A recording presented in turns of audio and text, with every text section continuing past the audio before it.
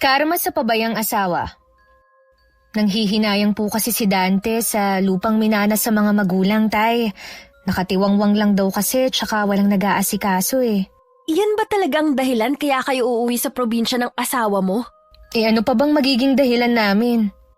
Masyadong malayo ang Cotabato. Baka mamaya matagalan bago kayo makauwi. Hindi mo man lang inisip na matatanda ng mga magulang natin. Hindi naman kami mangingibang bansa para hindi na makabalik dito sa atin eh. Gusto ko lang pagbigyan ng asawa ko.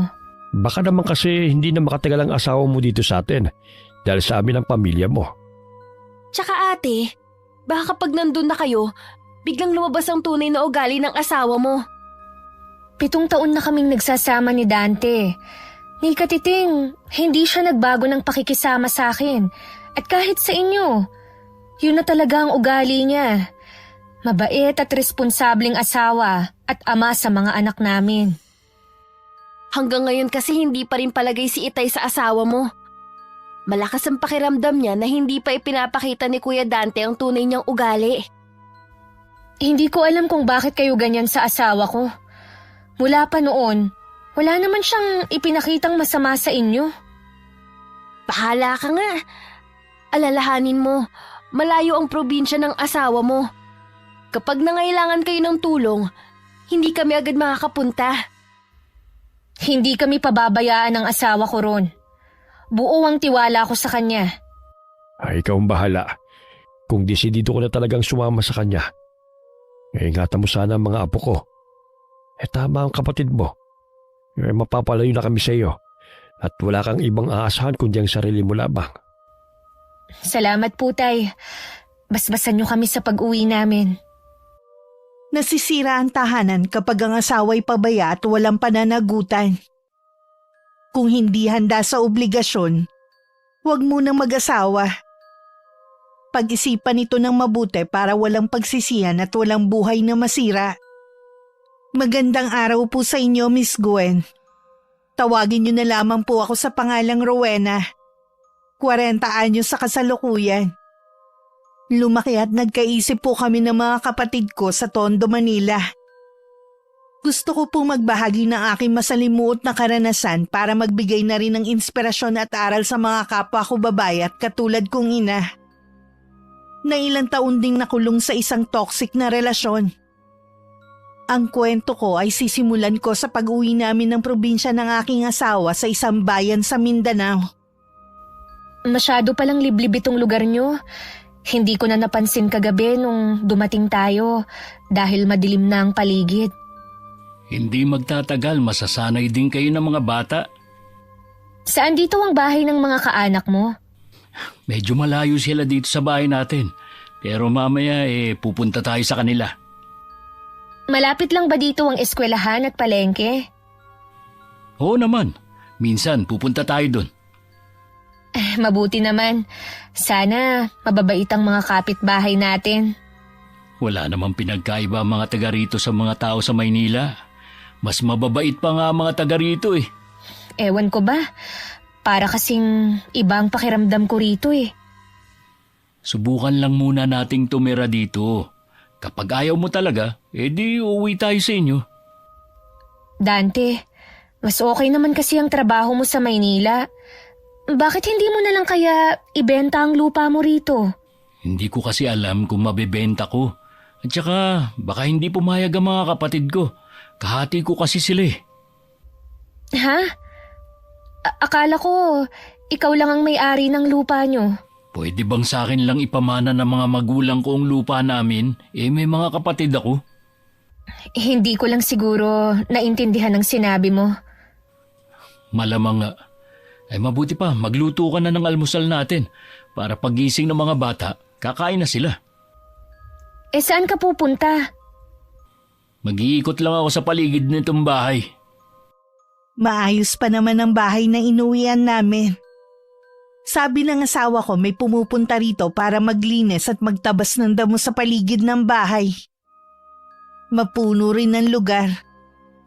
Halos hindi na nga makapasok ang sikat ng araw sa kapal ng mga dahon. Sa katulad kong hindi sanay sa buhay probinsya, Masasabi kong hindi ako tatagal sa lugar na ito. Nakatapos na akong magluto ng almusal na magising ang 2 bata. Bumalik na rin galing sa paglilibot si Dante. Pagkatapos ng almusal namin, pinuntahan na namin ang mga kaanak niya. Hindi naman pala kalayuan ang mga bahay nila. Mainit naman ang pagtanggap nila sa amin ng mga anak ko. Sabi ko naman sa'yo, mababait ang mga kamag-anak ko. Ang dami nga nilang tanong at para kang galing abroad nung salubungin nila.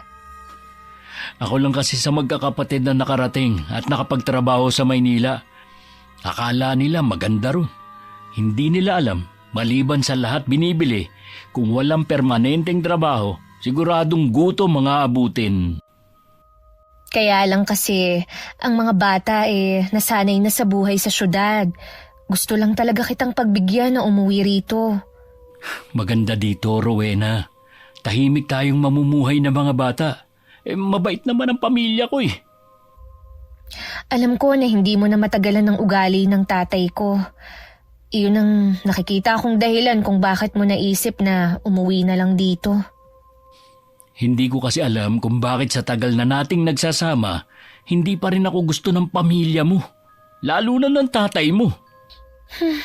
Hindi ko nga rin maintindihan si Itay eh. Tinatanong ko naman siya kung ano ang problema at kung ano ang ayaw niya sa'yo. Hindi naman niya masabi. Baka mas gusto pa rin nila yung ex mo na nasa abroad na ngayon. Ayaw nila sa isang bus driver lang. Naku, matagal na yun. Ang huling balita ko nga may pamilya na rin siya. Ay, mabuti na rin na malayo na tayo sa kanila. Naiilang din kasi kung kumilos kapag nasa malapit sila eh. Kahit naman kapitbahay natin sila, hindi naman sila nakikialam sa atin. Kahit hindi mo sabihin, alam kong meron silang sinasabi sa akin kapag nakatalikod ako. Pakikialam na yon para sa akin. Huwag mo na silang ipagtanggol. Ano ka ba? Wala silang sinasabi na masama laban sa'yo. Nagkakaila ka pa.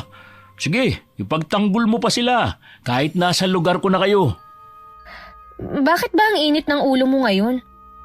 Ikaw naman kasi nagsisinungaling ka pa eh. O sige na, tama na. Huwag na nga natin silang pag-usapan.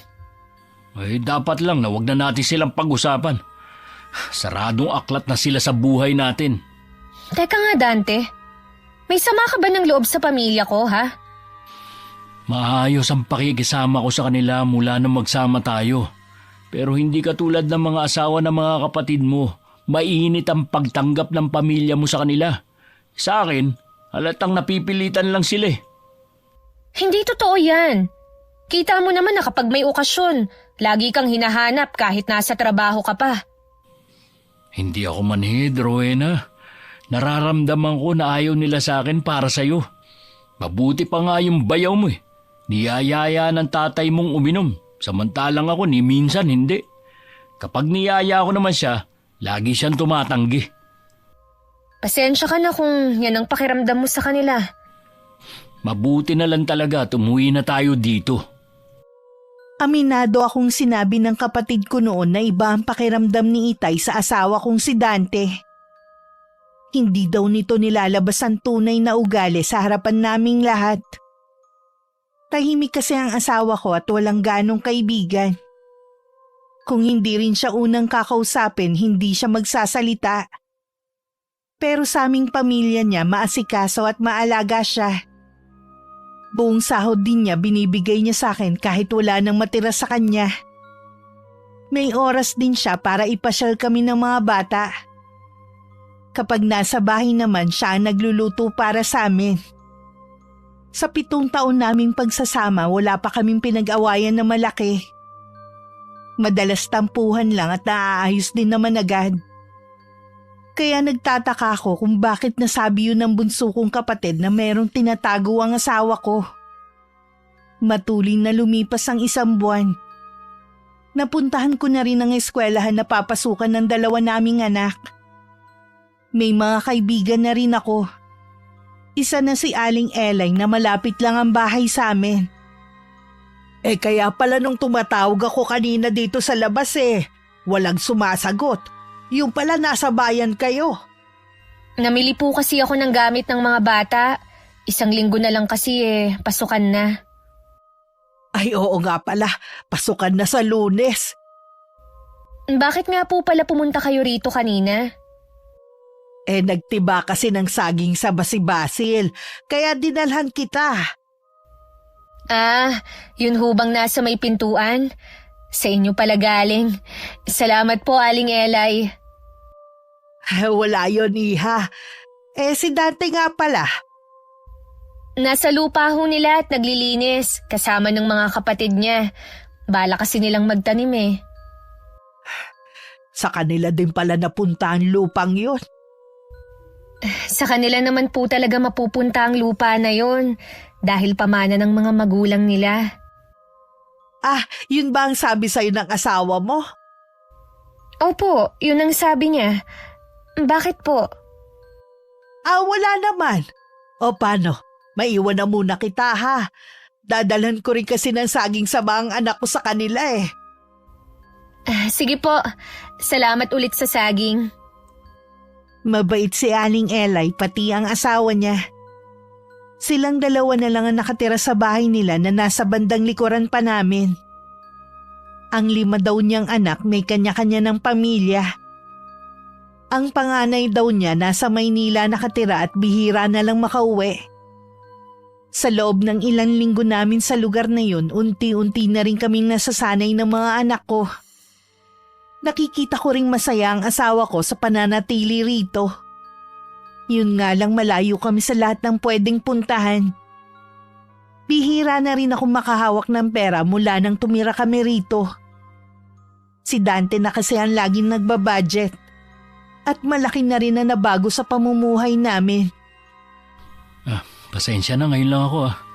Dinala pa kasi namin yung mga kalakal sa ninang ng kapatid ko. Ano nga palang ulam? Nagisa lang ako ng sardinas. Kumain na ba kayo ng mga bata? Oo. Kanina pa kasi kami nagugutom. Maupo ka na rito at maghahain na ako ng pagkain mo. May pera naman ako dito Bukas bibili ako ng ulam. Mamamalengke ba tayo bukas? Ako lang. Sasabay lang kasi ako sa kapatid ko Nakamotor siya, kaya hindi tayo kakasya. Ganun ba? Gusto ko sanang mamalengke tayo ng magkasama para mabili ko yung mga pagkain na gusto ng mga bata.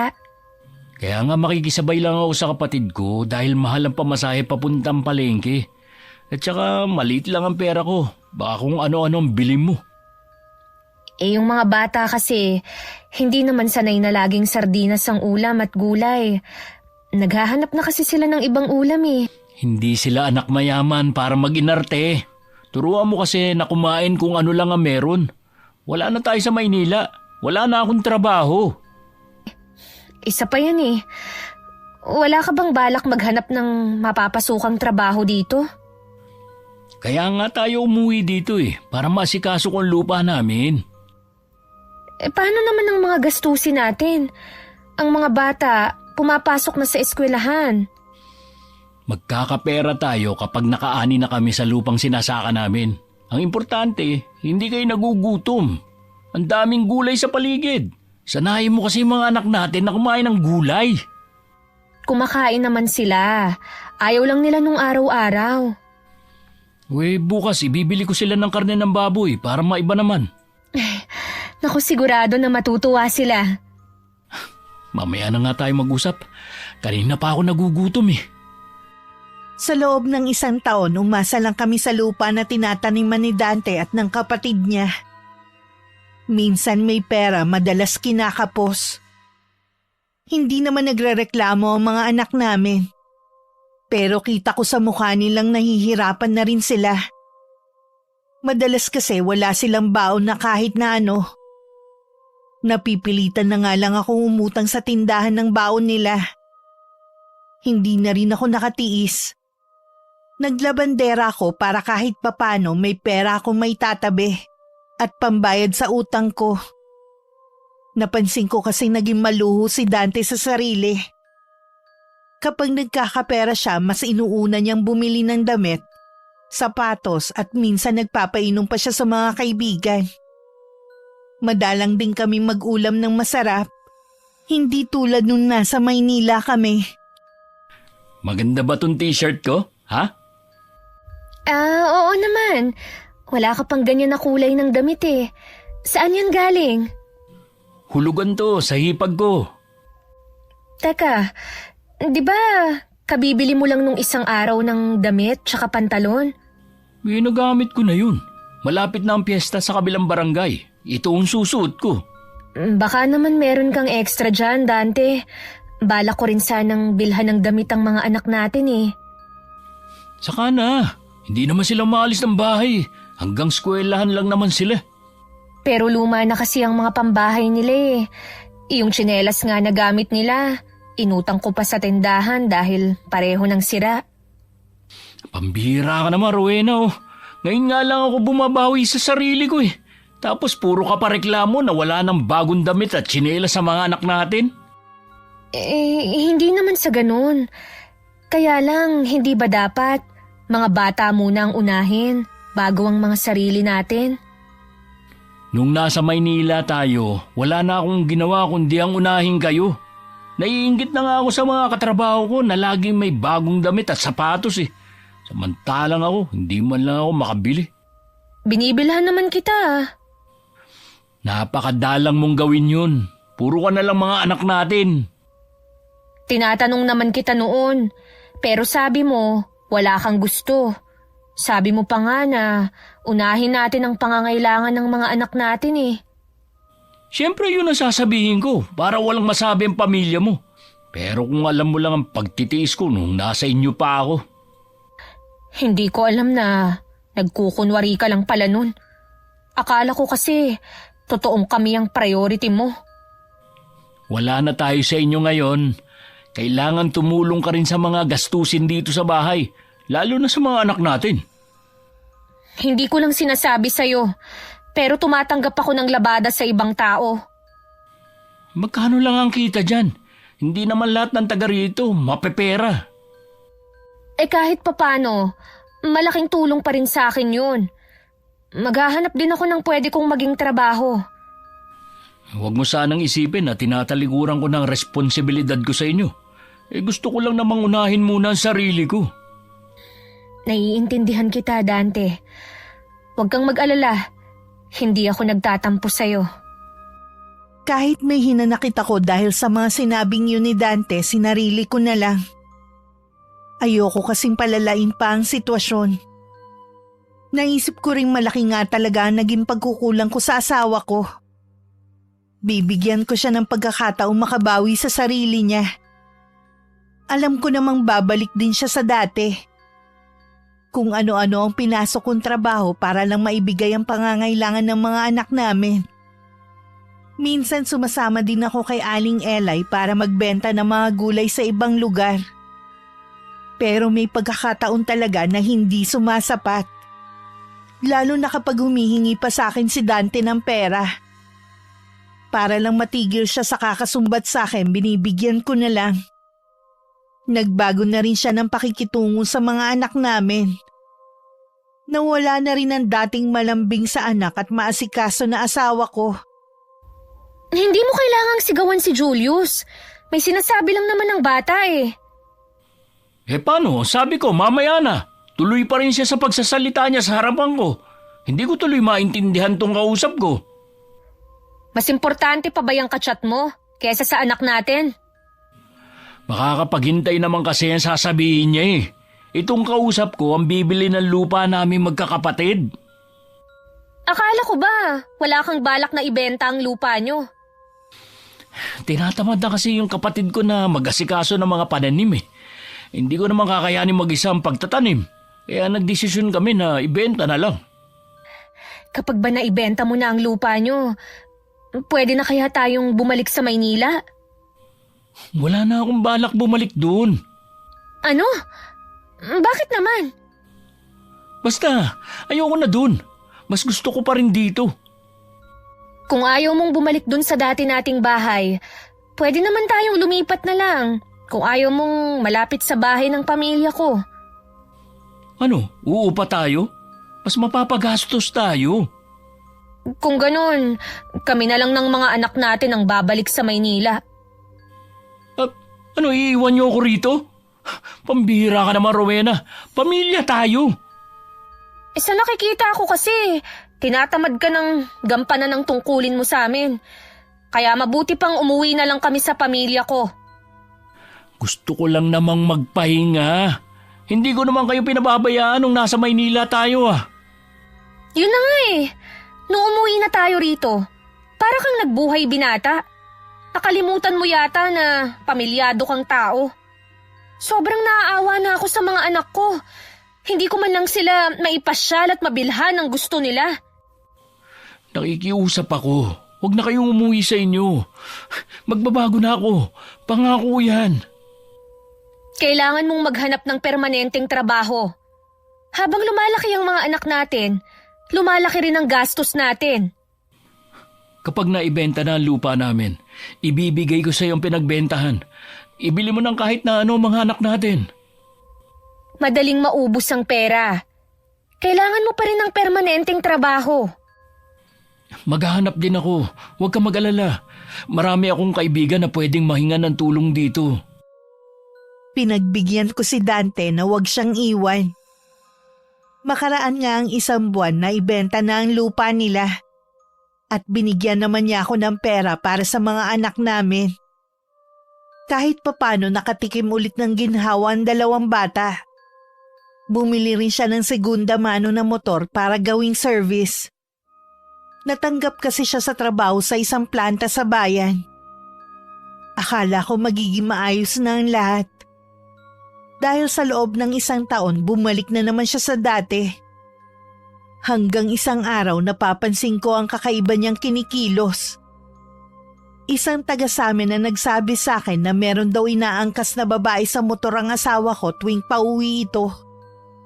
Hinahatid daw sa kabilang baryo. Para akong sinapian ng mga oras na yun sa galit na nararamdaman ko.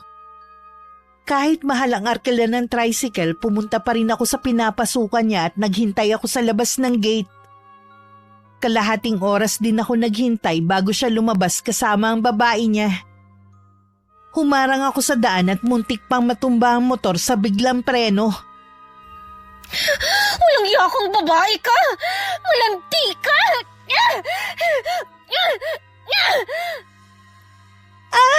Aray ko! Ang buhok ko! Bitiwan mo nga ako! Sino ka ba ha? Tinatanong mo ko, ha? Ako lang naman ang asawa ng inaangkasan mo! Hindi totoo yan, no? Binata si Dante. Boba! Sa itsura niya, iniisip mo na binata pa yan? Tama na, Rowena. Huwag kang mag-iskandalo dito. Nakakahiya sa mga tao. Nahihiya ka sa kanila, pero sa akin hindi! Bitiwan mo nga ako! Kakalbuhin ko yung kabit mo! Malay ko ba na may asawa na pala si Dante? Iba kasi ang kwento niya. Kahit iba ang sinabi niya sa'yo, mag-isip ka ngang mabuti. Sa edad niyang 38, iisipin mong binata pa. Kita mo ang laki ng tiyan niyan. Ibig sabihin, merong nag-aalaga. Boba ka lang talaga. Palibhasa kasi, mga bit lang yata ang alam mo. Sobra ka na ah.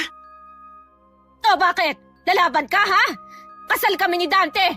Pwede ko kayong kasuhan. Tama na, Rowena. Umuwi na lang tayo sa bahay. Doon tayo mag-usap. Hindi tayo uuwi hanggat hindi ako natatapos dito sa kabit mo. Ikaw babae ka. Oras na hindi mo layuan ang asawa ko. Malilintikan ka sa akin. Alam ko kung saan ang bahay mo. Hanggang doon, ipapahiya kita. Mabuti pa, Tricia. Umuwi ka na. Ikaw naman kasi nagsinungaling ka sa akin. Hindi mo na nga sinabi na may asawa ka. Hindi mo pa sinabi na maladraguntong asawa mo. Ha? Diyan na nga kayo. Bumalik ka ritong babae ka. Hindi pa ako tapos sa'yo. Hindi ka ba talaga masabihan? Ha? Umalis na nga yung tao eh. Kung hindi ko pa kayo nahuli sa akto, hindi pa kayo titigil. Minsan, hindi mo kami maiangkas ng mga bata sa motor mo. Tapos iba pala ang pinapasakay mo. Mabuti pa sumakay ka na. Uuwi na tayo. Hindi ako sasakay dyan hanggat hindi mo nalilinis yung motor mo. Saan ka sasakay? Dito sa inarkila kong tricycle ako sasakay. Hanggang sa makauwi sa bahay, tuloy pa rin ang pang-aaway ko kay Dante. Tahimik lang naman siya habang nakatingin sa malayo. Hinayaan niya lang ako na bungangaan ko siya. Huminto lang ako nang mapagod ako at nauubusan na ng hininga. Akala ko hindi na siya magsasalita. Pero ako pa rin ang sinisi niya kung bakit niya yung ginawa. Hindi na lang ako makapaniwalang napatitig sa kanya. Ako pa talaga ang sinisi mo, ha? Na lahat ginagawa ko para sa pamilya natin. Totoo naman kasi. Wala ka ng oras para sa akin. Puro ka na lang pag-aasikaso sa mga anak natin. Pati sarili mo, pinabayaan mo na. Sino pa gaganahan tumabi sa'yo? Sana, tanungin mo rin kung bakit napabayaan ko na ang sarili ko. Sa palagay mo kaya, makakabili ako kahit pulbos sa kakarampot na perang ibinibigay mo sa akin, ha? Natural, uunahin ko ang mga pangangailangan ng mga anak natin kaysa sa sarili ko. Alam mong maliit lang ang sahod ko. Ano bang inaasahan mo? Yun naman pala eh. Tapos nagagawa mo pang mambabae. Hindi ka na nahiya na sabihin na binata ka pa. Tapos na naman ang relasyon namin eh. Tapos na talaga ang maliligayang araw nyo. Sa tingin mo kaya, pagkatapos ng nangyari kanina, makakapagtrabaho pa kayo ron? Hindi ka man lang nag-isip bago ka nag-iskandalo. Paano na tayo niyan? Hindi maghanap ka ng ibang trabaho. Alam nga namang tutunganga ka lang dito sa bahay. Akala mo yata ganun lang kadali maghanap ng trabaho eh. Sana kasi, hindi ka gumawa ng kalokohan. Ayaw mo naman palang mawalan ng trabaho eh. Tapos hanggang ngayon, hindi man lang kita makitaan ng pagsisisi sa ginawa mo. Kahit naman magsisi ako, hindi na naman mabubura ang ginawa ko. Siguruhin mo lang sana na hindi ka na makikipagkita sa babaeng yun. Dahil kung hindi, babalik na kami sa Maynila. Ayan ka na naman eh. Yan lagi ang panakot mo. Gagawin ko talaga ang sinabi ko, Dante. Hindi ako basta nananakot lang. Ngayon na alam na ni Tricia na may asawa ko, siguradong hindi na yung makikipagkita sa akin. Dapat lang. Dahil ipakukulong ko talaga kayo pareho kapag nalaman ko na nagkikita ulit kayo. Hindi na ulit pumasok sa plantang yun si Dante. Nung kinuha niya ang huling sahod niya, sumama ko para lang masiguro na hindi sila magkikita ng kabit niya. Nang mga sumunod na araw, sumama na lang sa kapatid niya ang asawa ko para makapag-extra. Naging mahirap ulit ang buhay namin. Lalo na nang umabot na ng ilang buwan na bakante si Dante. Kahit araw-araw pa akong tumanggap ng labada, hindi pa rin sumasapat sa amin. Lalo na kapag alam ni Dante na may pera ako, hindi siya nagbibigay. Gusto ko sanang maghanap ng maayos na trabaho. Hindi ko lang alam kung saan hahanap. Kayo po pala, Aling Elay. Ang lalim ng iniisip mo ah. Kaya hindi mo naramdaman ang paglapit ko eh. Pasensya na po. May kailangan ho ba kayo? Hindi ka na kasi nagagawi sa bahay. Kaya pinuntahan na kita. May problema ka ba ha? Ganun pa rin po ang problema ko. Hindi na yata babalik sa dati si Dante. Ngayon ko lang to sasabihin sa'yo ah. Total, matagal na kayo dito eh. Kung ano nakikita mo na ugali ni Dante, yun talaga ang ugali niya noon pa. Hindi pa man siya napapadpad sa Maynila. Ang pagkakakilala ko po sa kanya noon, mabait siya, responsable, at kami ang lagi niyang inuuna. Kung sakali ba na ipapakita niya agad sa'yo ang tunay na ugali may pag-asa ba na magustuhan mo siya? Ang totoo po niyan, imposible na magustuhan ko siya. Alam mo ba ang lupa na ibinenta nila magkakapatid? Hindi naman talaga sa kanila yun eh. Po, Kanino po ang lupa na yun?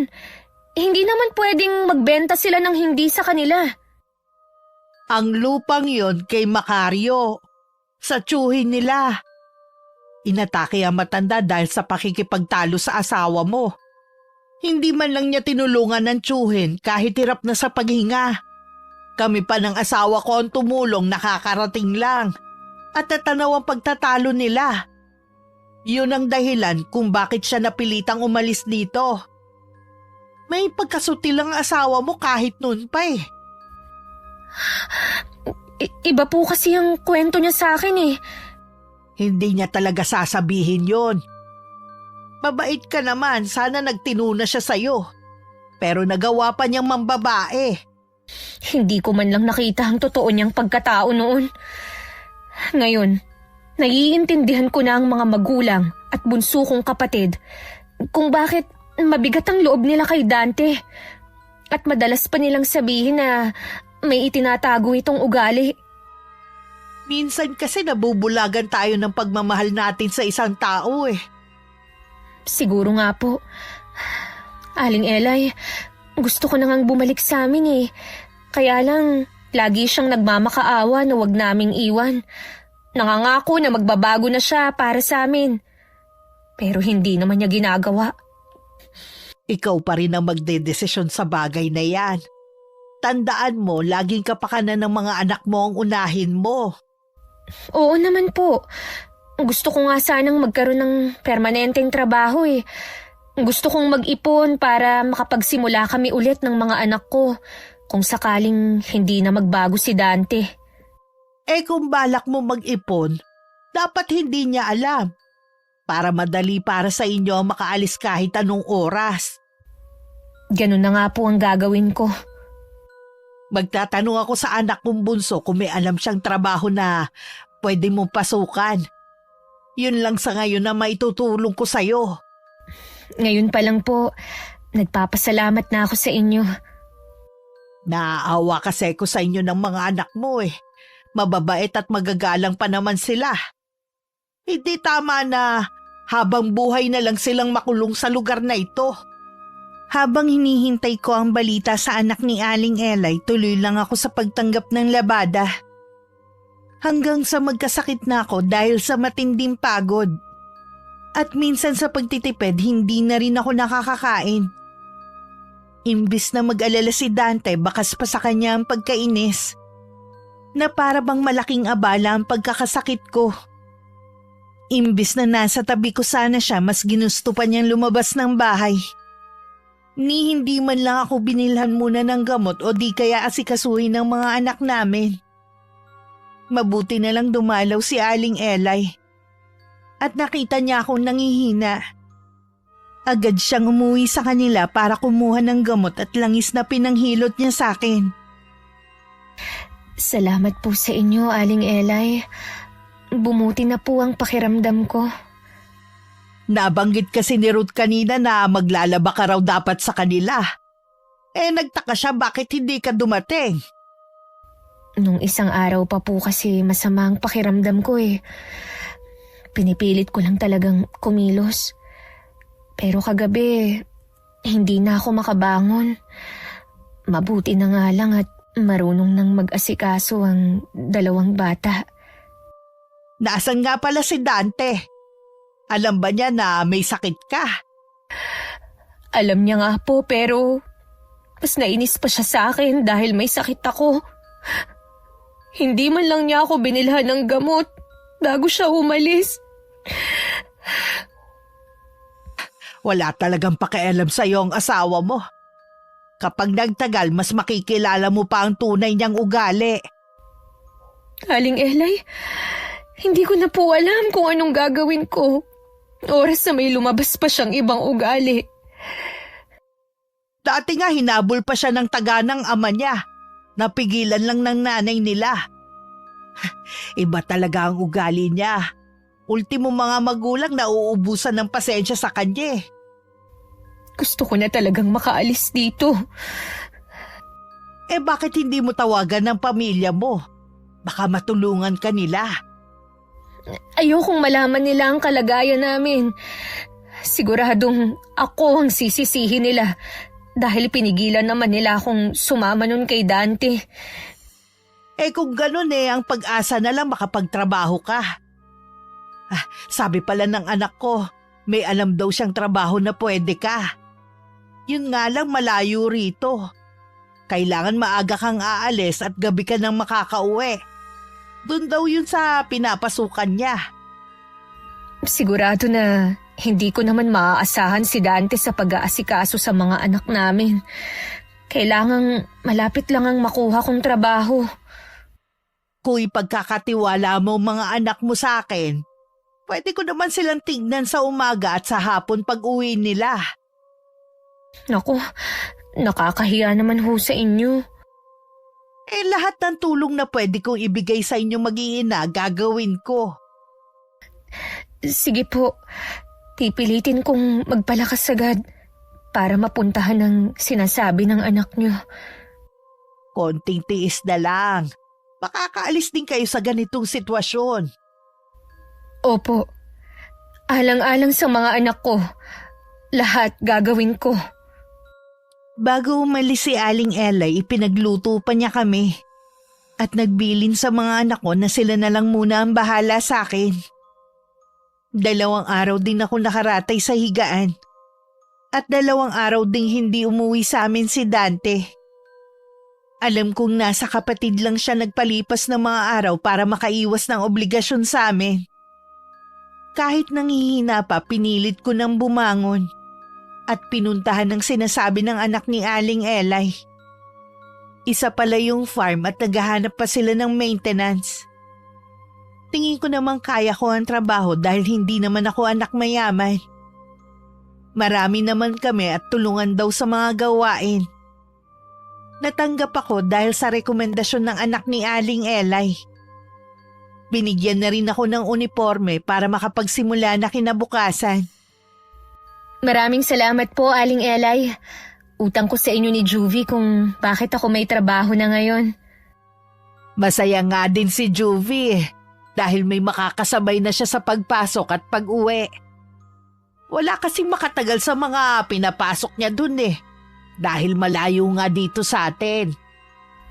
Ayos lang naman po kahit malayo.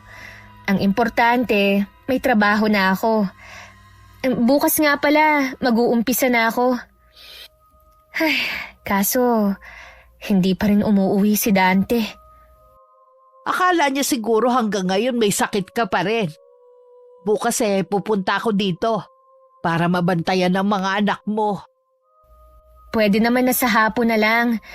Ihahanda ko lang ang almusal at baon nila sa umaga. Sigurado na tulog pa sila kapag umalis ako. Huwag ka masyadong magtiwala. Mahirap nang walang kasama ang mga anak mo. Tsaka, maaga talaga akong nagigising sa umaga.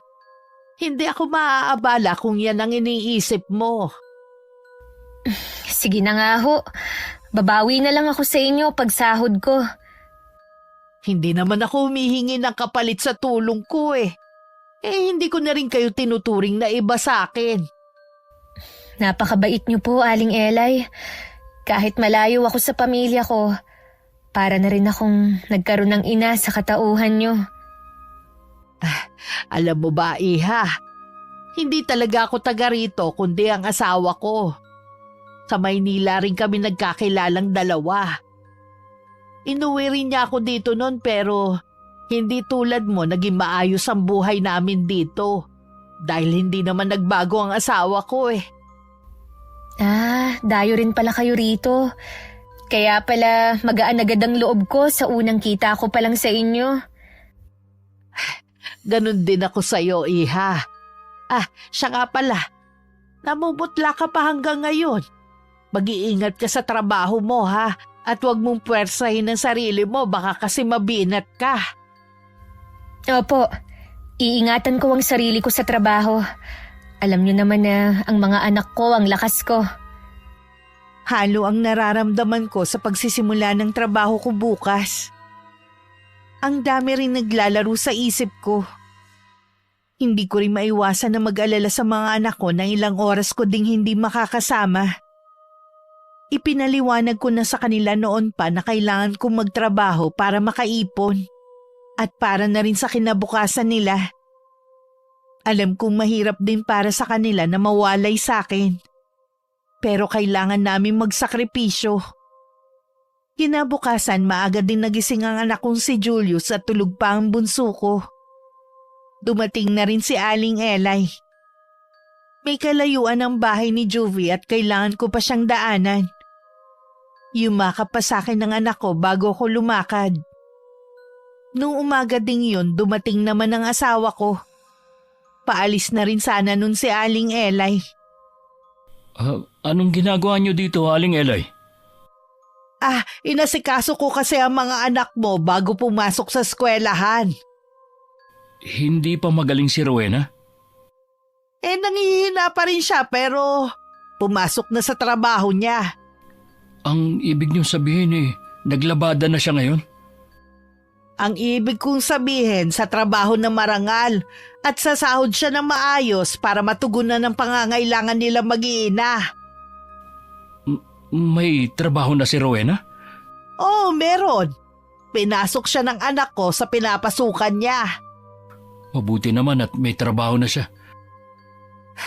Mabait si Rowena. Ginagawa niya ang lahat para sa pamilya niyo. Sana nung may sakit siya hindi mo iniwan. Paano kung hindi ako dumating? Hindi ko naman siya basta iniwan . May pagkain at gamot siya noon. At saka alam naman niya na may importante akong inaasikaso. Tumanda ka na nga lang, sinungaling ka pa rin. Ano ba ang problema ng matandang yun? Hindi ko alam kung paano siya nakasundo ng asawa ko dahil sa ugali niya. Naging maayos naman ang unang araw ko sa trabaho. Nakaalalay din sa akin si Juvie dahil alam niyang kakagaling ko lang sa sakit. Tahimik lang siya at bata lang sa akin ng 2 taon. Pero ramdam kong mabuti rin siyang tao gaya ng nanay niya. Pag-uwi sa bahay, nadatnan ko na si Dante. Agad niya akong sinalubong at nakangiti pa. Hindi ko siya pinansin. Ang mga anak ko lang ang niyakap ko na sumalubong sa akin. Kinumusta naman ang asawa ko ang unang araw sa trabaho ko. Ayos lang naman.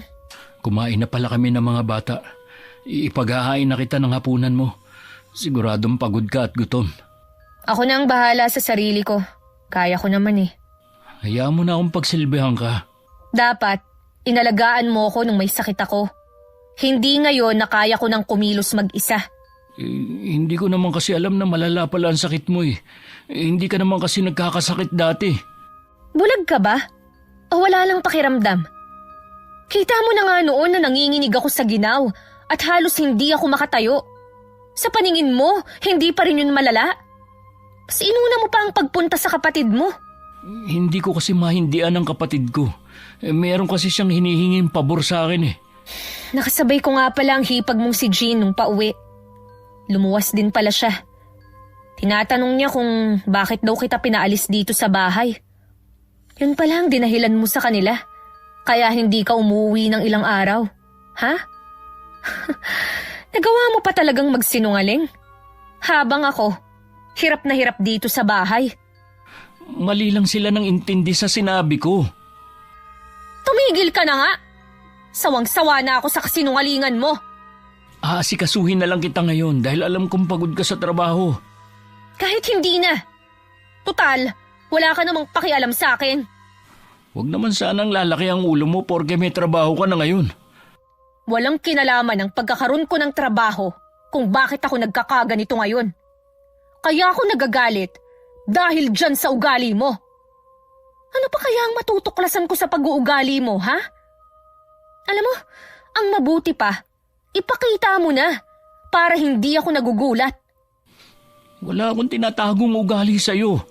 Ako pa rin naman to na asawa mo. Siguro kung ano-anong paninira ang sinabi ni Aling Elay sa'yo, no? Walang masamang sinasabi yung matanda sa akin. Nagpapasalamat nga ako sa kanya . Dahil siya ang nagiging karamay ko. Imbis na ikaw sana na asawa ko. Mukhang nakuha niya na ang loob mo. Mag-iingat ka pa rin sa kanya. Hindi mo pa siya lubos na kilala. Sa totoo lang, sa bawat sinasabi mo, hindi ko na alam kung dapat ko pa bang paniwalaan yan. Iniwan ko na lang si Dante sa sala. Pumasok ako sa kwarto at tinanong ang mga anak ko sa ginawa nila maghapon habang wala ako sa bahay. Pakiramdam ko kasi mas nakakapagod na makipag-usap sa asawa ko. May isang oras din ako nakipagkwentuhan sa mga bata bago lumabas para kumain. Pagkatapos inasikaso ko naman ang mga uniform nila. Nakakaramdam man ako ng pagod pero ang pagiging ina kasi, hindi natatapos ang gawain. 1 linggo na ako nagtatrabaho at napapansin ko maasikaso si Dante sa amin ng mga anak ko. Hindi ko naman siya gaanong kinakausap dahil alam kong meron siyang motibo sa pagiging mabait niya. Nung pag-uwi ko nung gabi, naabutan ko ang mga nagkalat na basyo sa harapan ng bahay. Wala na akong nagawa kundi kausapin siya. Dito pa talaga kayo nag-inuman ng mga kaibigan mo? Huwag mo nang ipagkaila ha, dahil sa mga basyo ng bote ng alak sa labas. May karapatan naman ako magdala ng mga kaibigan dito ah. Alam mo, Dante, hindi naman kita pinagbabawalan na magsama ng mga kaibigan sa bahay na to.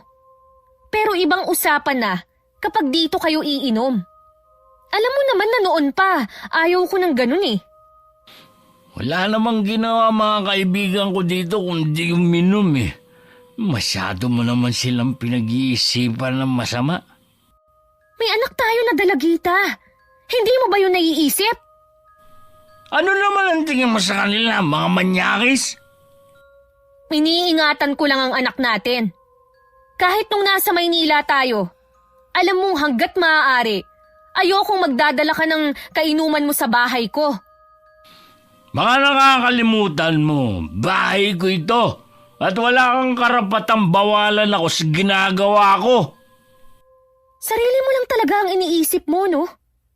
Kung nag-aalala ka kay Alea, isama mo sa trabaho ang anak natin. Huwag mo lang akong bubungangaan sa sarili kong pamamahay. Alam mo, habang tumatagal, lalo akong napapaisip kung tama ba na pinakasalan kita. Ang maganda lang naman na nangyari sa pagsasama natin ay ang mga anak natin. Huwag mo sanang kakalimutan na 7 taong ko kayong pinagsilbihan. Nagtrabaho ko para sa inyo. Walang natira sa akin nun. Hindi ko nakakalimutan yun, Dante. Puro ka lang palapakitang tao sa harapan ng pamilya ko at ibang tao para masabi na mabuti ka. O ngayon na tayo-tayo na lang ang nandito, ipinakita mo na ang tunay mong kulay. Wala akong pakialam kung yan ang gusto mong isipin. Ngayon, maniningil naman ako. Ikaw naman ang magsilbi sa akin. Dapat higitan mo mga ginawa ko sa inyo noon. Kung ayaw mo naman pala ng obligasyon, sana hindi ka na lang nag-asawa. Habang buhay ka na lang sana nagpakabinata. Malaya ka pang makapambabae. Sana nga, gano'n na lang ginawa ko eh. Di sana ngayon wala akong bungangerang asawa. Siya pa ang may ganang talikuran ako at naglakad palayo. Pakiramdam ko mas pagod ako kapag umuwi. Pero kailangan ko pa rin umuwi alang-alang sa mga anak namin. Nasundan pa uli ang pag-inom ng asawa ko sa bahay kasama ang kapatid at mga kaibigan nila. Laging nagsusumbong sa akin ang panganay namin. Tuwing nalalasing nga daw ang mga kainuman ng ama, iba raw ang tingin nila sa anak kong babae na nagpaalarma sa akin. Pinigilan ko na lang ang sarili ko na kumprontahin si Dante. Alam ko kasing wala ring mangyayari. Kahit nahihiya ako, nakiusap na lang ako kay Aling Elay.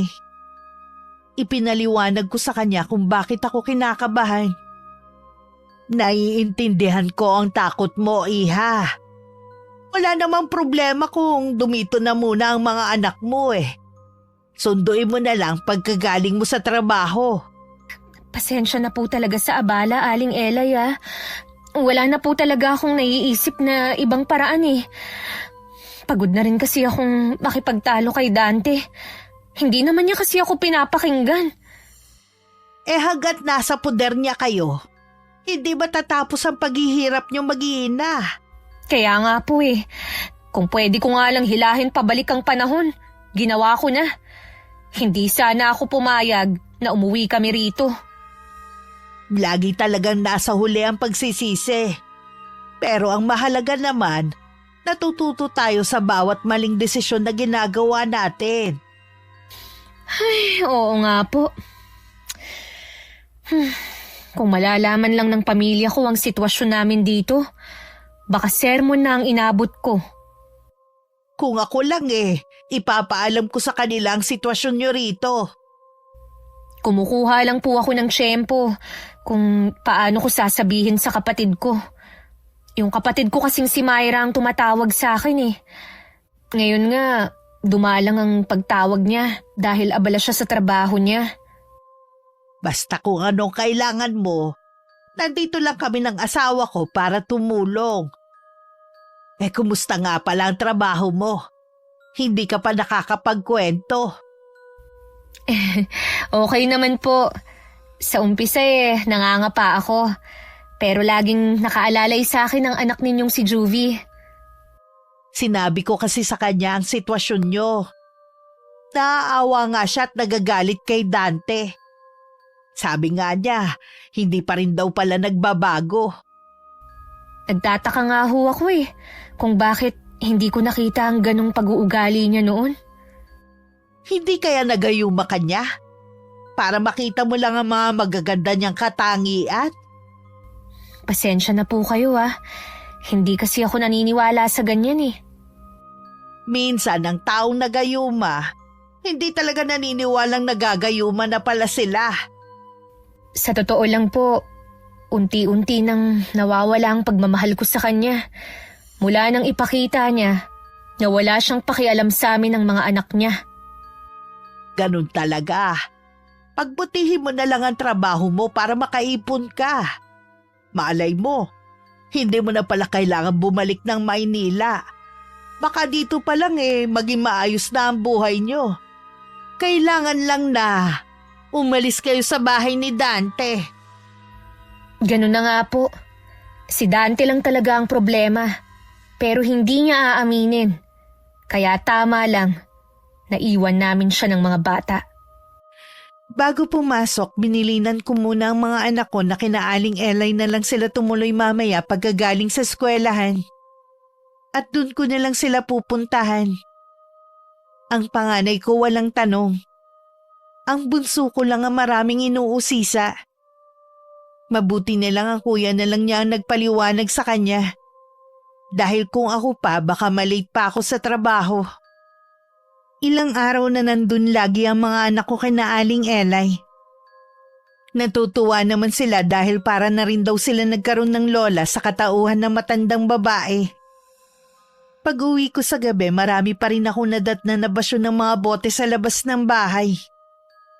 Hindi na lang ako nagsasalita para walang gulo. Ang mahalaga sa akin, panatag ang loob ko habang nasa trabaho ako. Aling Elay, O Dante, napadalaw ka. bakit ba laging nandito sa inyo mga anak ko? Sa akin sila'y pinagkatiwala ng asawa mo Binabayaran ba kayo ni Rowena para bantayan ang mga anak namin? Hindi naman.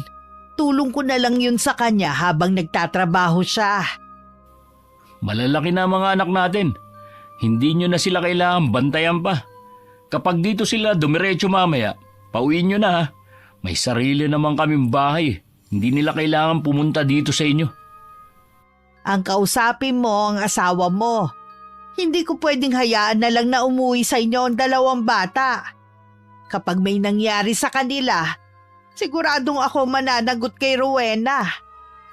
Walang masamang mangyayari sa kanila sa bahay namin. Nandun naman ako Oo nga. Pero hindi mo naman sila iniintindi. Huwag na kayo makipagtalo. Pauwiin nyo na lang ang mga anak ko. Nakakahiya na dito pa sila tumatambay. Ayaw nga ni Rowena dahil araw-araw na lang may umiinom sa inyo O ano naman sa inyo? Nakalimutan mo na ba? Yung dalawa mong kainuman may kaso ng panggagahasa nun sa menor de edad. Wala ka ba talagang pakialam sa kaligtasan ng anak mong babae, ha? Matagal na nangyari yun. Hindi nyo na kailangang ungkatin pa. May dahilan talaga para mag-alala si Rowena. Siguro kayo nagsabi kay Rowena tungkol sa dalawa kong kaibigan, no? Kaya napraning na naman siya. Wala pa akong sinasabi na kahit ano kay Rowena. Ayoko na kasing dagdagan pa ang pag-aalala niya eh. Kung ipipilit mo ang gusto mo, sasabihin ko na lang sa kanya. Lalo nyo lang kaming pinag-aaway na mag-asawa eh. Oras na lumala ang alitan namin, walang dapat sisihin kundi kayo. Alam mo, ikaw mismo ang problema. Ayaw mo magpakaayos. Bakit hindi ikaw ang magtrabaho sa halip na ang asawa mo? Ayaw mo namang intindihin ng mga anak nyo. Tapos ngayon nagagalit ka na may ibang tao nag-aasikaso sa kanila. Huwag na kasi kayong makialam sa amin. Labas na kayo sa pamilya namin. Ang tanda nyo na, pakialamera pa kayo. Nangingiling na lang si Aling Elay na pumasok sa loob ng bahay nila nang makaalis ang asawa ko. Hindi na rin niya binanggit ang pagpunta doon ni Dante nang dumating ako para sunduin ng mga bata. Dumating naman ang araw ng sahod ko. Walang kasing sayang nararamdaman ko at sa wakas nakahawak na rin ako ng pera. Hindi man yun kalakihan pero bunga yun ng sipag at pagtitiis ko na hindi makasama ang mga anak ko. Namili na agad ako ng mga kailangan at nagtabi na rin ako. Habang naglilinis nga ako, dumating naman si Mang Pancho. Ang biyudong may-ari ng malaking tindahan sa lugar namin. Kayo ho pala, Mang Pancho. Ano ho ang sadya nyo? Nandiyan ba ngayon si Dante? Ay, natutulog pa po eh. Mahalaga ba ang sadya nyo? Gigisingin ko siya. Kahit hindi na iya, sa'yo ko na lang sasabihin ang sadya ko. Nung isang araw ko pa kasi siya sinisingil sa mga utang niya sa tindahan. Ano po ang utang niya sa inyo? Puro alak at saka meron ding pulutan. Ang ibig niyo hong sabihin, yung mga nakita ko na napakaraming basyo ng alak dito sa labas ng bahay namin, puro utang yun lahat? Ganun na nga. Wala naman ho siyang trabaho. Sana ho, hindi niyo na pinautang. Sabi niya kasi ikaw ang magbabayad dahil may trabaho ka naman. Hoy, paano yan? Laki pa naman ang nakuha niya sa tindahan ko. Kakausapin ko po siya ngayon at papupuntahin sa tindahan niyo. Sa totoo lang, kakaumpisa ko lang sa trabaho at nagbabayad din ako ng utang. Pasensya ka na iya. Alam mo namang maliit lang ang tubo sa tindahan Alam ko naman ho yun. Kaya nakikiusap ako na huwag nyo na siyang pautangin sa susunod. Mabuti na lang mabait si Mang Pancho at napakiusapan ko. Nalula din kasi ako sa sinabi niyang utang ni Dante. Kung ako magbabayad nun, wala nang matitira sa sahod ko. Nang makaalis sa matandang lalaki, pumasok naman ako sa bahay. At saktong kababangon lang ni Dante sa higaan. Sumulyap lang siya sa akin bago pumunta ng kusina. Sinundan ko naman siya at matinding pagtitimpi lang ang ginawa ko para hindi siya masigawan. Galing dito si Mang Pancho. Naniningil ng utang nyo sa tindahan niya. Ha? Galing siya rito? Ang aga naman niya maningil. Ang laki ng utang mo, Dante. Puro alak at pulutan. Sinabi ko na pupunta ka sa kanya pagkagising mo. Bakit mo naman sinabi na pupunta ako? Wala naman akong balak pumunta doon ngayon. Ibig sabihin, wala kang balak magbayad ng utang?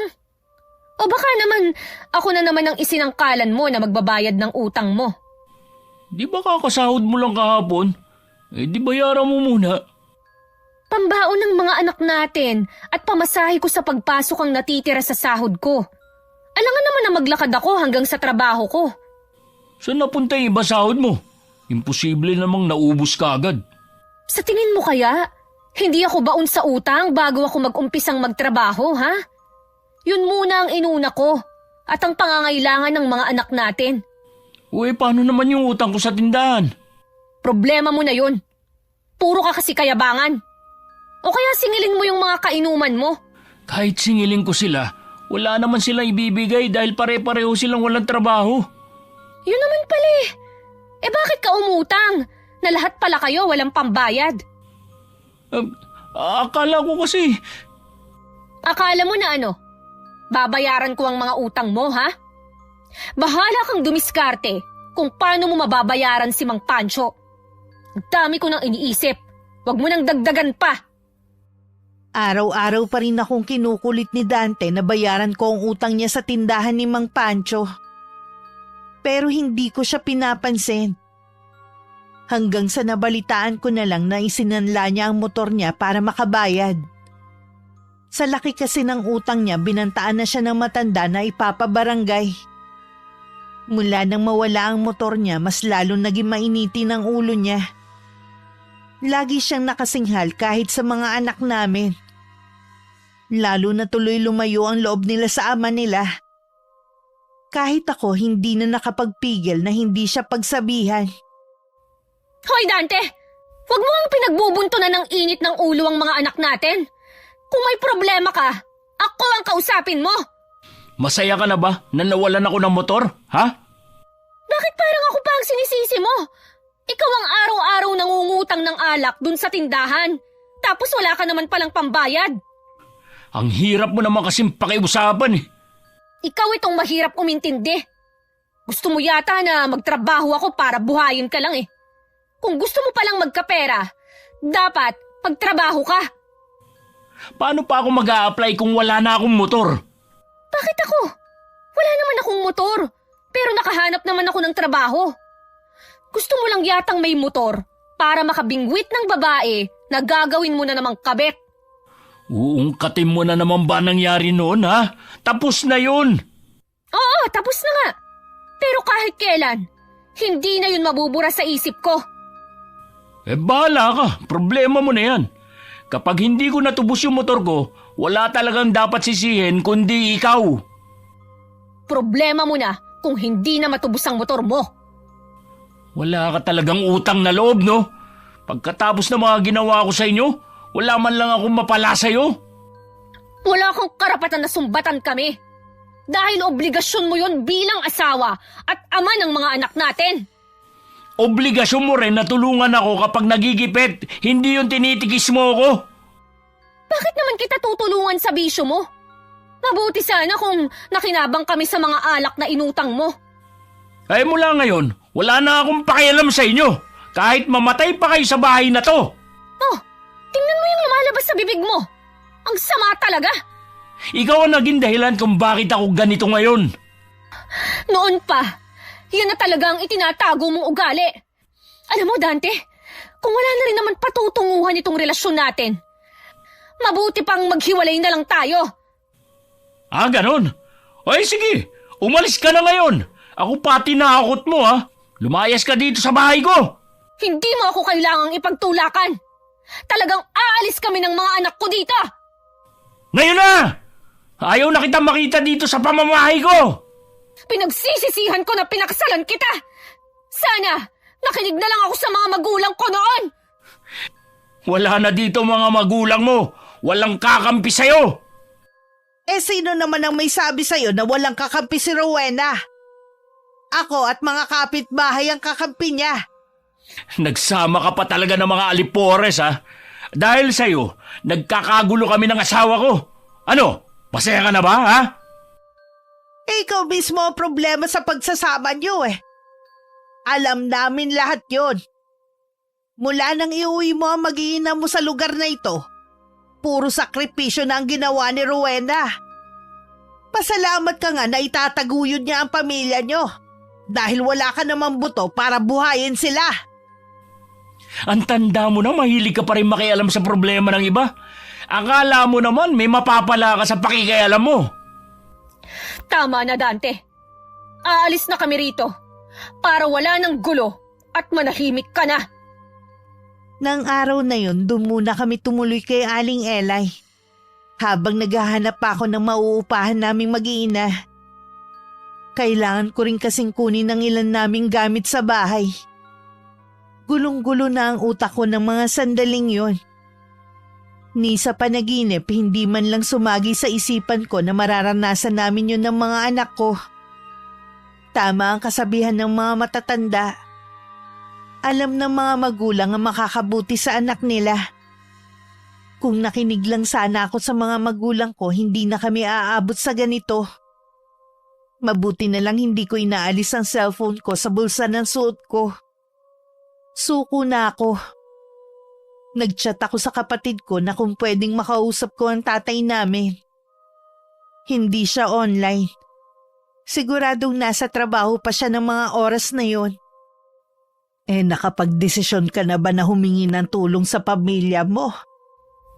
Opo, sapat na siguro ang ilang taon na pagtitiis namin sa piling ni Dante. Tatanggapin ko na lang kung ano ang sasabihin nila sa akin. Tama naman kasi sila eh. Isang malaking pagkakamali na sumama ako sa kanya rito. Mabuti naman kung ganon. Magiging maayos na rin ang buhay niyo mag-iina kapag nakaalis na kayo rito. Sana mabasa agad ng kapatid ko ang chat ko sa kanya. Ayoko na talagang magtagal dito, Aling Elay. Papasok ka pa ba bukas sa trabaho mo? Opo, sayang din kasi ang araw eh. Oo nga. Tsaka mayayamot ka lang kapag nandito ka. Siguradong manggugulo ang asawa mo eh. Salamat nga po pala sa pagdating nyo kanina. Kung hindi dahil sa inyo, baka mas malala pa ang nangyari. Nagkukunwari lang matapang ang asawa mo pero isa siyang duwag. Siguradong nandun yun sa mga kapatid at nagsusumbong. Ang tanda na niya, pero para pa rin siyang bata na nagsusumbong. Ganun na nga. Huwag kang pasisindak sa kanya sa susunod ha. Lagi mong ipanakot sa kanya na kakampi mo kami. Nang gabing yun, tumawag ang kapatid ko. Bago pa ako makapagkwento sa kanya ng pinagdaanan namin, nauna na niyang sinabing may sakit ang inay namin. Hindi naman daw malala ang naging sakit nito at napacheck up na nila. Kailangan lang daw ng mahabang pahinga. Nag-alangan tuloy ako na magsabi pa ng problema. Baka makasama lang yun sa nanay namin. Kaya sinabi ko na lang na maayos ang lagay namin ng mga bata. Nakatingin lang si Aling Elay. Alam kong naiintindihan niya ako. Pinalipas ko muna ang ilang araw bago ko bumalik sa bahay. Naabutan naman ako ni Dante na nag-aayos ng mga gamit namin. Mahinahon niya akong kinausap para makipag-ayos. Kahit alang-alang na lang sa mga anak natin. Ayusin na natin ang problema. Hindi maaayos ang problema natin hanggat hindi ka nagbabago. At tingin ko, wala ka nang pagbabago. Magbabago na nga ako. Maghahanap na ako ng trabaho para dito ka na lang sa bahay at aalagaan na lang ang mga anak natin. Huwag mo nang bilugin ang ulo ko, Dante. Kahit kailan, hindi na ako maniniwala sa'yo. Ikaw naman kasi, nagpapasulsol ka kay Aling Elay. Gusto lang niyang paghiwalayin tayong dalawa. Mabait si Aling Elay. Ilang beses ko nang napatunayan ang kabutihan niya na hindi ko nakita sa'yo. Bakit ba kasi mas naniniwala ka sa kanya kaysa sa akin na ilang taon mo nang kilala? Tigilan mo na nga ako. Kahit kailan, hindi mo na ako makukumbinse sa mga sinasabi mo. Talaga bang babaliwalain mo na lang yung ilang taon nating pinagsamahan? Pagod na ako sa pag-intindi sa ugali mo. Buo na ang pasya ko. Babalik na kami ng Maynila. Kailan niyo planong umalis? Sa pagsahod ko, para may magamit kaming pamasahe ng mga anak ko. Ayoko nang humingi sa'yo. Baka isumbat mo pa. Hindi na kita pipigilan pa. Sana man lang hayaan mo kung makasama ko ang mga anak ko bago kayo umalis. Nakikiusap naman ako sa iyo na bumalik na kayo dito. Pagbibigyan kita. Pero hindi na mababago ang isip ko. Salamat, Rowena, at pinagbigyan mo ako. Umuwi pa rin kami sa bahay kahit alam kong tutol si Aling Elay. Sa ilang araw namin ulit sa bahay, nakita ko lahat ginagawa ni Dante para mahulog ulit ang loob ko sa kanya. Pero hindi na ako naniniwala sa mga kasinungalingan niya. Alam ko namang pagpapanggap lang ang lahat ng yun. Tumawag ang kapatid ko at gusto raw akong makausap ni Itay. Mabuti na lang wala si Dante. Meron siyang pinuntahan. Ang paalam sa akin, mag-a-apply daw siya ng trabaho.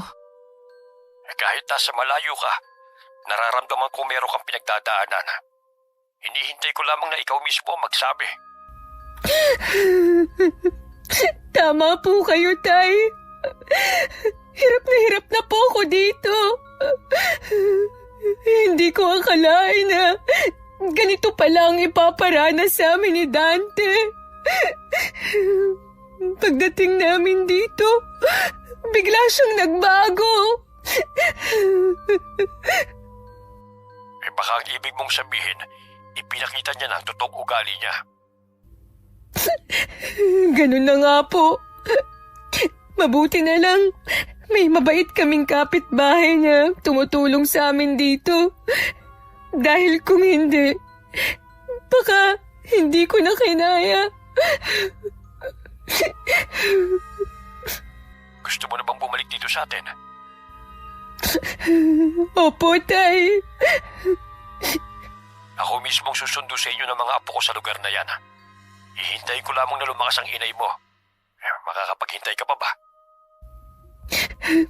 Oo naman po, Tay. May trabaho din naman ako rito.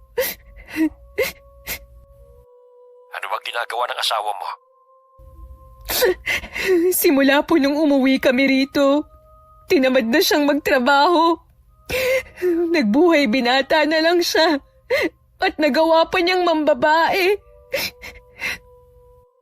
Hayop na lalaking yan. Noon pa alam ko nang meron siyang itinatagong ibang ugali. Kung ako lang po, kaya kong magtiis eh. Pero nahihirapan na rin ang mga anak ko. Lumalayo na nga ang loob nila sa ama nila eh. Konting tiis na lang kamo. Parating na ang lolo nila. Hihintayin na lang po namin kayo. Tay, huwag niyo na lang ipaalam kay Inay ang sitwasyon namin dito ah. Ayokong mag-alala pa siya sa amin. Huwag ka mag-alala. Wala akong sasabihin sa kanya. Gumaan na ang pakiramdam ko pagkatapos namin mag-usap ni Itay. Alam ko anumang araw darating siya para kunin kami rito. Noon pa kapag may problema kami magkakapatid, si tatay lagi ang taga-ayos. Nang mga sumunod na araw, inabala ko na lang ang sarili ko sa trabaho at pag-aasikaso sa mga anak ko. Kahit todo papansin ng asawa ko, kibuin dili ko lang siya. Tuluyan na talagang nawala ang amor ko sa kanya. Mas mabuti pang maghiwalay na kami ng landas. Ayoko rin kasing makalakihan na lang ng mga anak namin ng ganitong klaseng pagsasama. Kinausap ko na rin ang mga anak ko. Gusto na rin nilang umuwi kami ng Maynila. Kailan nga pala ang day off mo? Sa 1 linggo pa. Bakit mo na itanong? Ay, yayayain ko sana kayo ng mga bata na mamasyal sa bayan eh. Ang tagal na rin nung huli tayong lumabas, di ba? Pwede naman. Kaya lang, saan ka naman kukuha ng perang panggastos natin? Eh di ba wala ka pang trabaho? Baka meron ka na itatabi dyan. Sabi ko na nga be, ang lakas ng loob mong magyaya, pero wala ka naman palang pera. Alam mo naman na meron akong pinaglalaanan ng pera ko eh. Para naman sa mga bata eh. Tsaka ko na sila ipapasyal kapag nakabalik na kami sa Maynila. Doon na lang ako babawi sa kanila. Akala ko pa naman, nagbago na ang isip mo. Sinabi ko naman sa'yo, di ba? Hindi mo na mababago ang isip ko kahit ano pang sabihin at gawin mo. Hindi kaya meron ka ng iba kaya ang dali para sa'yo na itapon ang pinagsamahan natin? Ibang klase ka rin eh, no? Ikaw itong nang babae. Tapos, ako ang pinagbibintangan mo ngayon. Baka kasi gumaganti ka sa akin eh. Kahit kailan, hindi pumasok sa isip ko ang gumanti. As gusto ko na lang na lumayo kasama ng mga anak ko at magbagong buhay. Gusto ko pa sanang ayusin ang pagsasama natin, kahit alang-alang sa mga bata. Kinausap ko na ang mga anak natin at pinaliwanag ang sitwasyon at naiintindihan nila. Natural na susunod sila sa'yo dahil ikaw ang nanay nila. Lumayo na ang loob nila dahil na rin sa ipinapakita mo sa kanila mula nang tumira tayo rito. Magbabago na ako. Ilang beses ko nang narinig yan sa'yo, Dante. Hindi ka na magbabago kasi yan na talaga ang ugali mo. Lumabas na ang tunay mong kulay. Sinubukan pa akong suyuin at hawakan ni Dante. Pero umiwas lang ako at mabilis na lumayo. Kapag nasa bahay ako, mga anak ko lang ang inaasikaso ko. Kasama pa naman siya sa pagkain namin. Pero hindi ko na siya pinagsisilbihan gaya ng dati. Nung dumating ang day off ko, kami na lang ng mga bata ang namasyal. Pag uwi namin sa bahay, naroon ang kuya ni Dante. Masama ang tingin niya sa amin. Nagmamano ang mga anak ko sa kanya pero hindi man lang niya inabot ang kamay niya. Inutusan ko na lang ang mga bata na pumasok sa kwarto nila. Tama nga palang sumbong ng kapatid ko sa amin. Binabaliwala mo na siya sa sarili niyang pamamahay. Hindi ko na kailangang magpaliwanag sa inyo. Dahil alam ko na kapatid nyo pa rin ang paniniwalaan nyo. Umayos ka ha. Wala ka sa Maynila para umasta ka ng ganyan dito sa lugar namin. Kaya nga babalik na kami ng mga anak ko sa Maynila. Iiwan ko na ang kapatid mo. Ikaw pa itong matapang? Dahil ba sa may trabaho ka na? Tumapang ako dahil na rin sa ginagawa ng kapatid mo. Kung ano man ang sumbong niya sa'yo, wala akong pakialam. Sanay na naman ako sa mga kasinungalingan niya para lang luminis ang pangalan niya. Talaga palang matapang ka ha? Tama na kuya. Mabuti pa umuwi ka na lang. Kami na lang ng asawa ko mag-uusap. Huwag kang pumayag na gawin ka lang tau-tauhan ng babaeng to. Sinabi ko naman sa'yo kuya. Mahal ko ang pamilya ko. Sus, bait-baita na naman. Hoy, ikaw na babae ka, umayos ka. Hindi mo pwedeng gawin sa kapatid namin ang ginagawa mo sa kanya sa Maynila. Sige na kuya. Ako na lang ang pupunta sa inyo sa ibang araw. Mag-ingat ka sa pag-uwi. Ano na naman bang kasinungalingan ang sinabi mo sa kapatid mo? Sinabi mo ba na inaapi kita nung nasa Maynila pa tayo? Kaya naisipan mong umuwi dito para makalaya? Ang galing mo naman. Sumama lang kasi ang loob ko na hindi niyo ako isinama sa pamamasyal niyo. Kaya siniraan mo na naman ako sa kapatid mo. Para ako ang magmukhang masama, ganun ba? Nainis lang talaga ako. Alam mo, kahit kailan talaga, makasarili ka.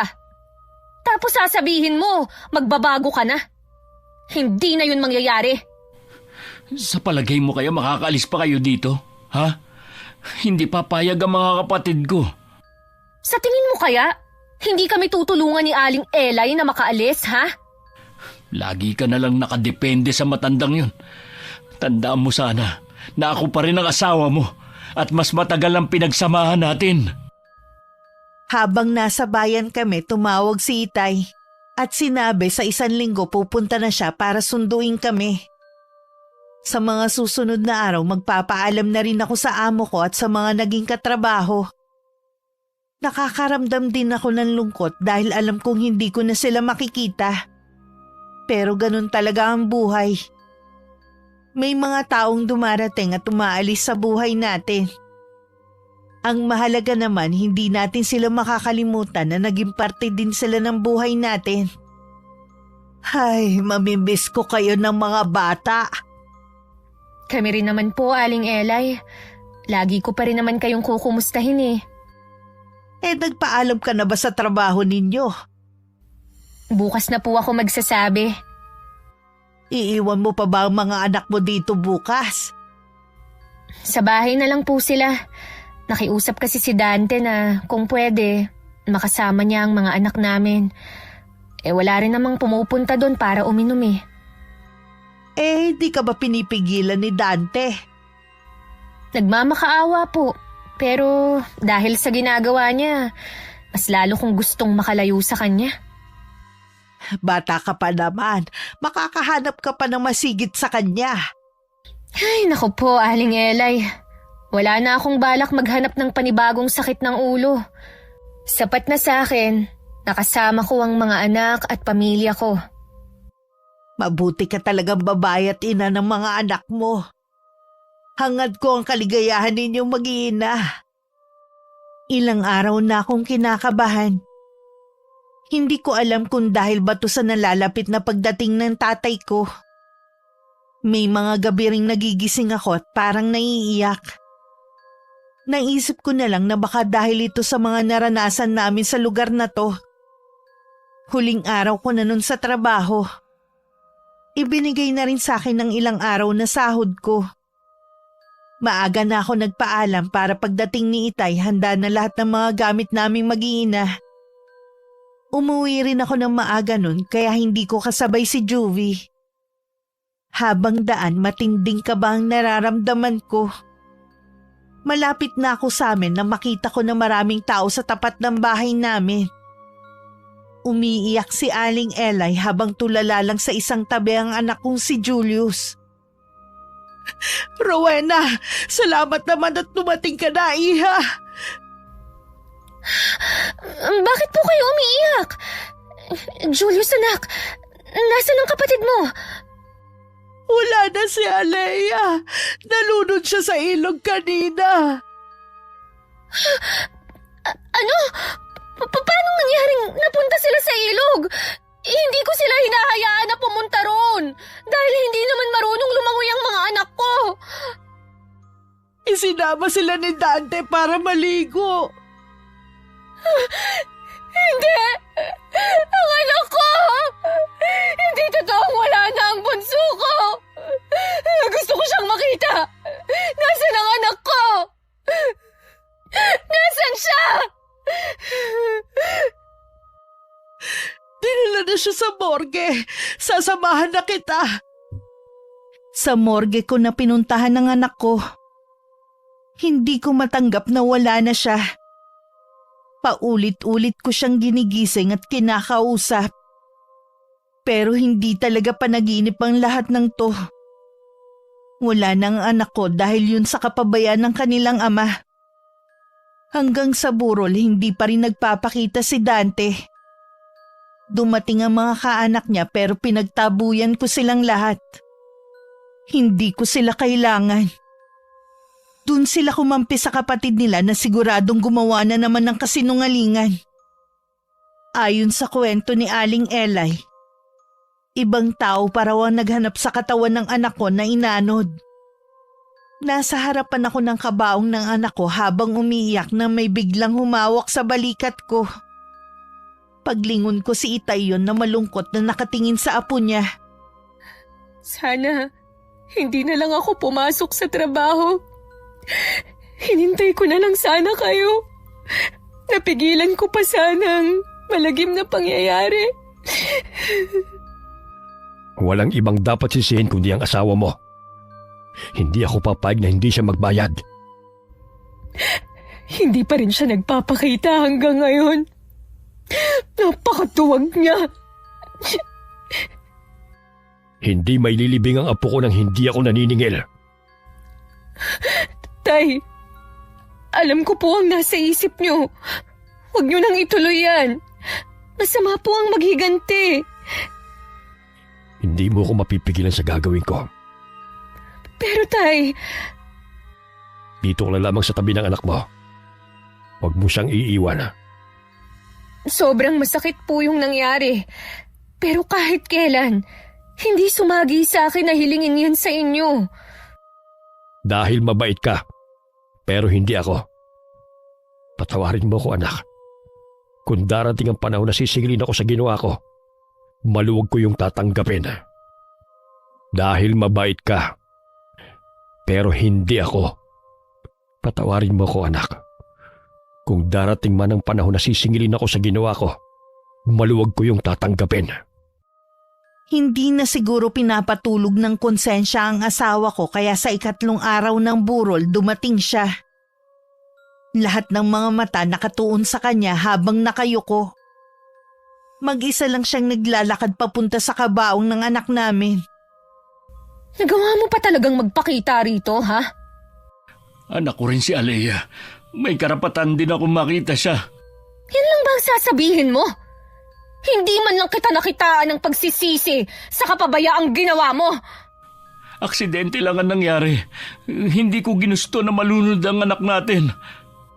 Ang sabihin mo, wala kang pakialam. Noon pa man, Dante. Alam mo nang hindi marunong lumangoy ang mga anak natin. Tapos yayayain mo sa ilog. Isa ka pa namang duwag. Bakit hindi mo siya sinagip, ha? Sabi ng anak natin, nakatingin ka lang daw. Hindi totoo yan. Kaya pala ibang tao pa ang naghanap sa katawan ng anak natin.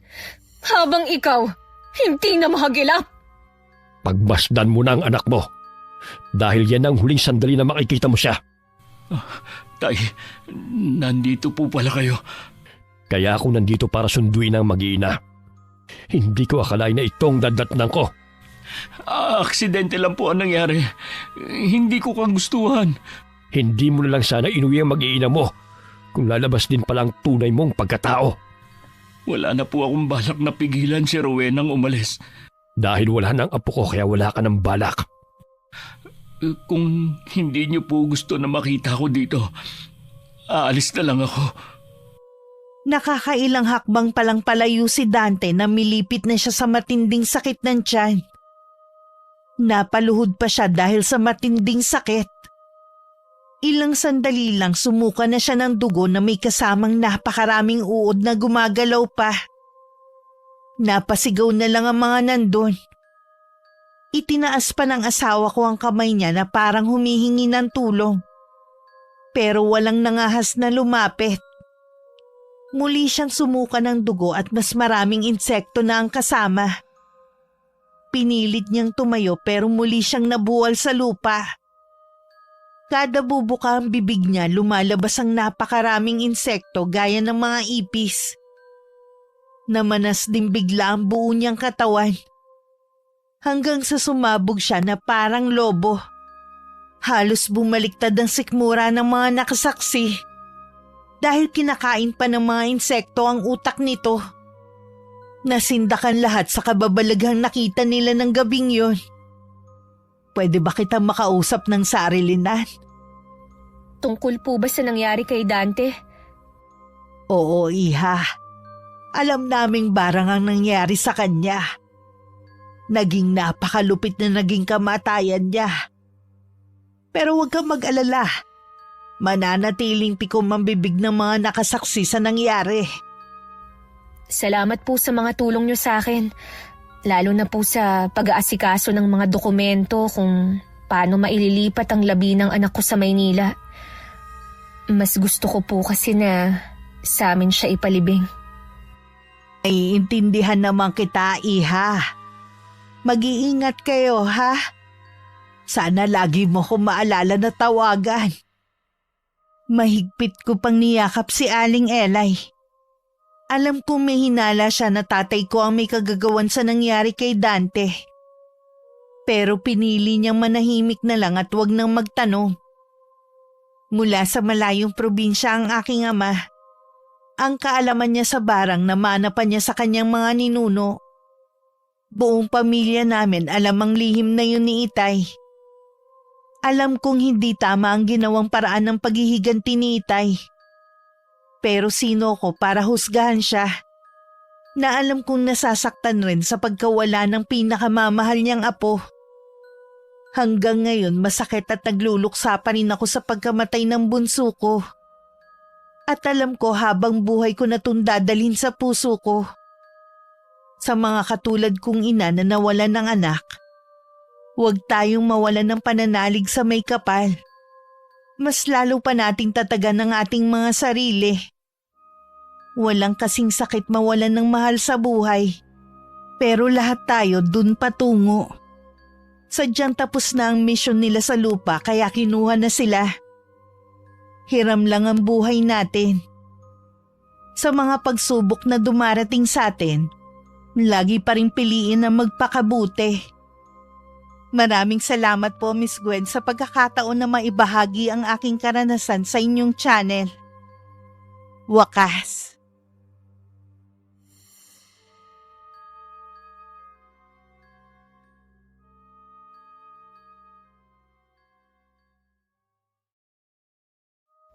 Karma sa pabayang asawa. Nanghihina